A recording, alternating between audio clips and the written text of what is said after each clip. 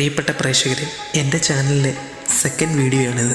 ആദ്യത്തെ വീഡിയോയിൽ നിങ്ങൾ തന്ന സപ്പോർട്ടിന് എൻ്റെ ഹൃദയം നിറഞ്ഞ നന്ദി. തുടർന്നുള്ള പിന്തുണ പ്രതീക്ഷിക്കുന്നു. വെൽക്കം ടു എൻ്റെ സ്പേസ്. ഇന്നത്തെ നമ്മുടെ വീഡിയോ റോബോട്ടുകളെ പറ്റിയാണ്. വെറും റോബോട്ടല്ല, നീന്താൻ കഴിയുന്ന റോബോട്ടുകൾ.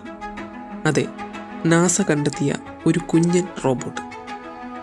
ആഴത്തിൽ നീന്താൻ അണ്ടർ വാട്ടർ റോബോട്ടുകളെ ഒരുക്കി നാസ.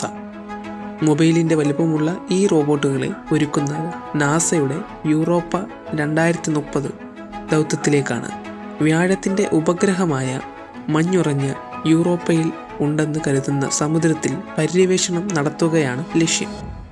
സ്വിം സെൻസിംഗ് വിത്ത് ഇൻഡിപെൻഡൻറ്റ് മൈക്രോ സ്വിമ്മേഴ്സ് പ്രൊജക്റ്റിൻ്റെ ഭാഗമാണ് ഈ റോബോട്ടുകൾ.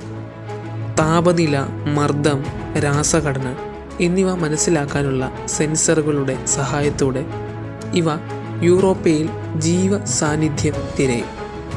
ജീവൻ്റെ വെളിച്ചം തേടിയുള്ള കുഞ്ഞൻ റോബോട്ടുകളുടെ കാൽ ഡെക്കിലെ നീന്തൽക്കുളത്തിലെ പരീക്ഷണ ദൃശ്യങ്ങൾ നാസ പുറത്തുവിട്ടിരുന്നു. യൂറോപ്പയിൽ മാത്രമല്ല, ഭൂമിയിലും ഹിമപാളികൾക്കുള്ളിലേക്കും സമുദ്ര പര്യവേഷണങ്ങൾക്കും ഇത്തരം സ്വിം റോബോട്ടുകളെ ഫലപ്രദമാണ്. നിങ്ങളുടെ അഭിപ്രായം തീർച്ചയായും കമൻ്റായി രേഖപ്പെടുത്തുക. പുതിയൊരു വീഡിയോയിൽ കാണുന്നവരെ നന്ദി, നമസ്കാരം.